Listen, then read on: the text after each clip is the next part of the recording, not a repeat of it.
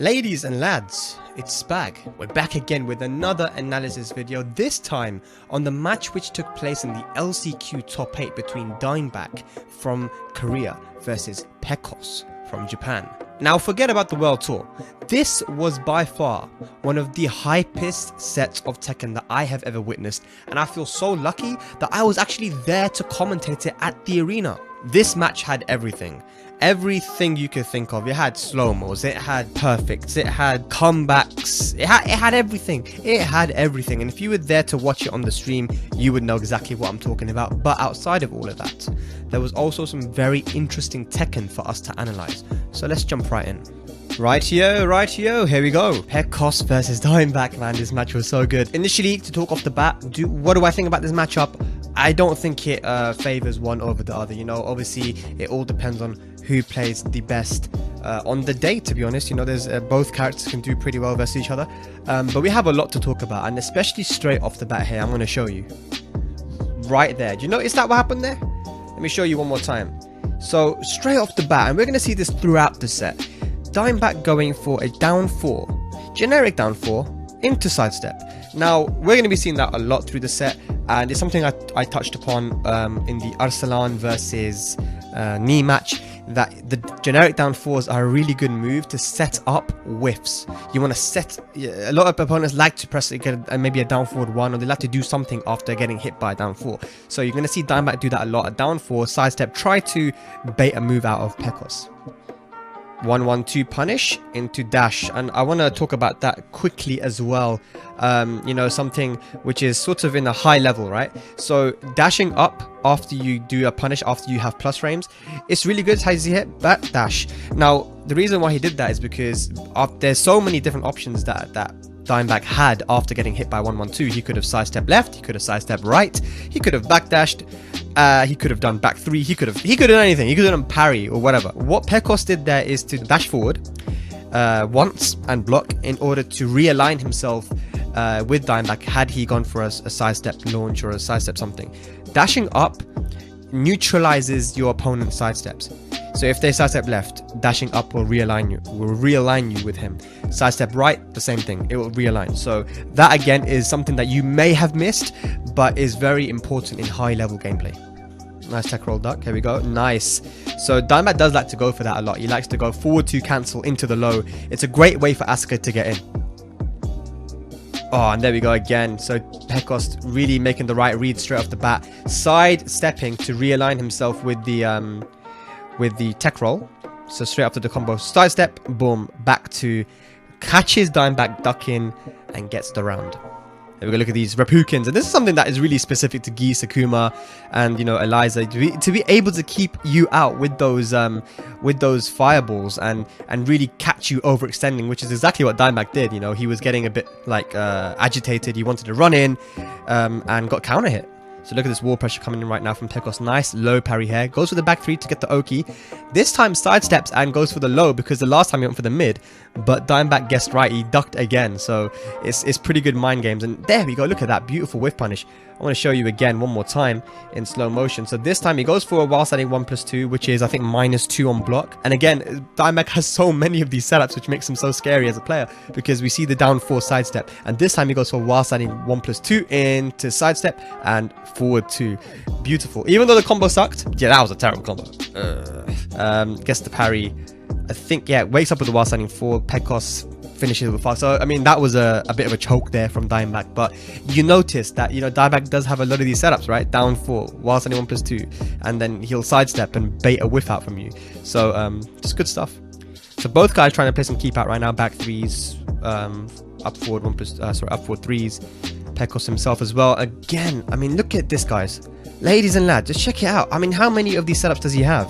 It's so beautiful, and his reactions are perfect as well. So he goes back 4 on block, sidestep, into forward 2. You know, he's making Pekos overextend. He's overextending too much, and Dimeback's making him pay for it. Oh, beautiful jump. 1-1-2, this time down jab. Plus frames because he's in max mode.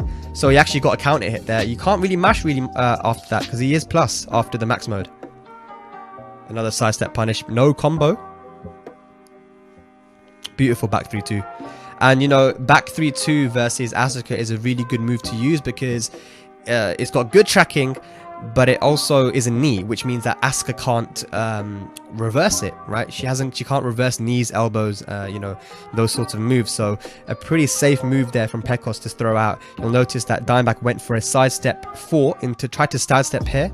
You'll notice he sidestep right, and Pekos made him pay for it. He didn't have enough frame to sidestep, and back 3 does have good tracking in itself anyway. So yep, good stuff there from Pekos.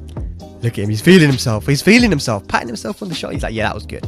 Look at me, I'm so good, man. But little did he know that Dimeback, look at that stuff. I don't know what's in there. But I want me some of that. Because what comes next, you don't want to miss. Let's go. So a beautiful setup there, which I have to talk about. It's something that Fergus likes to call the scrub killer. It's really good. You'll notice here he goes for a while standing 4, because he catches Pekos doing something, and then down 2 counter hit. After Asuka's while standing 4 on hit, you cannot sidestep. You cannot press a single button, otherwise down 2 will counter hit launch you. It's completely uninterruptible, so it's a very good setup. If you guys at home use Asuka, make sure that when you do your while standing 4 punish, or if you just hit a while standing 4, down 2 is a beautiful option because it's safe, it has great range, and it is a counter hit launcher. So that's exactly what I'll show you one more time. While standing 4 into down 2, boom, oosh, and you see Pekos actually tried to sidestep and maybe press a button there. So yeah, good stuff from Dimeback. Oh, forward 3, man. A high crushing, safe, mid, counter hit launcher. Season 2, man. Why? I don't know why she has that. Oh man, look at all these setups. Oh my god. So there were 3 times that Dimeback tried to bait a whiff out of Pekos there. He's very setup heavy. Look at this. While standing 1, backdash. Forward 3, backdash. Forward 3, sidestep. So good. So 3 times he tried to bait a whiff out. He did backdash twice, and then the 3rd time he goes for a sidestep, and Pekos completely fell for it. So you know, these setups are definitely hurting him right now. Okay, delays the string. Catches him pressing buttons. Beautiful, because the unblockable is mid. He tried to mid parry it, but Dimeback 200 IQ. And again, 200 IQ. This guy's too clever. And the forward 2, I mean, it's just beautiful, right? Beautiful. He tried to catch... Pekos tried to wake up into a while standing 4, and he didn't have enough frames to do it. And Dimeback, again, a second perfect. 2 perfects in a row. Oh, man. Forward 2 straight. See, this is when Dimeback's feeling himself. Just straight off the bat, forward 2. And he loves to do this. We've seen it in not just this game. He's done it in so many other games. Just straight off the bat, he doesn't care. This guy has balls the size of boulders, bruv. He doesn't care. Forward 2 straight off the bat, because if you're moving, if you're backdashing, if you're maybe sidestepping, or it will catch you out of your movement a lot of the time, you know. And this is exactly what happened here versus Pekos. He just threw it out. Tooth Fairy forward 2, gets a clean wall splat, goes for the tech trap, and that is completely, everything here is guaranteed. Everything there is guaranteed. So great stuff.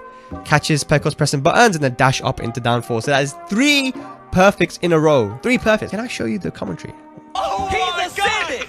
Yeah, you gotta pat your chest. You better pat your chest. He's like, okay, I might have. Pekos with a smile on his face, because Dimeback is all over him. What? Like, You see what he's doing? Oh. That was crazy. It was absolutely crazy. But here we go now, 1-1.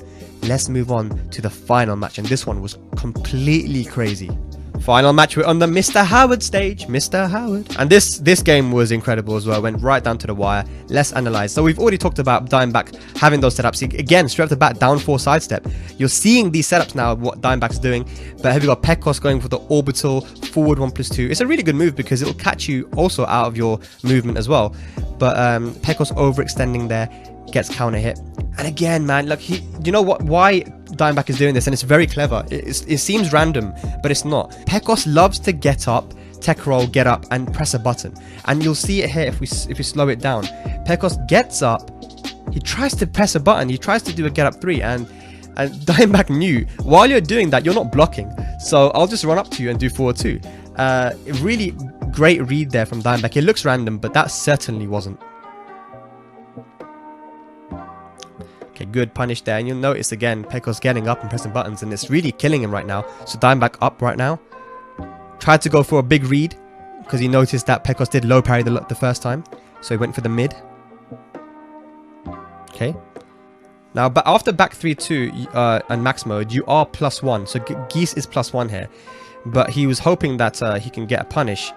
Luckily, he didn't get punished for it. But oh, back 3. Now, one of the things about Asuka that makes her scary to be offensive versus because of how many low crushing moves she has. Can-cans, back 3. They all crush lows. And that's exactly what happened there. This is important for you guys to know. Anti-Geese strategies as well. So he noticed he does while standing 1, and we spoke about it the last match. He loves to do while standing 1, sidestep, while standing 1, backdash. Here he goes while standing 1 and he sidesteps right. Here we go, while standing 1, sidestep right. And down forward 1-1 will track to that direction. So you have to make sure that when you are playing versus Geese in that close range, if they love to do down forward 1-1 a lot, you have to sidestep left. You have to, because it will track to sidestep right every time. And that's exactly what happened to Dimeback. If he had sidestep left, he would have got away from that. He would have got a beautiful punish. So that's just a case of Dimeback stepping the wrong direction. I don't remember if he lost this round. Hey, yeah, down jab. So you see, he actually lost the round because he stepped the wrong direction. So you need to know which way you're stepping. Okay, a lot of keep out again from Pekos. He's trying to play at a different pace this round. You know, you have to mix it up. You have to mix up your timing. Dimeback also being a lot more patient.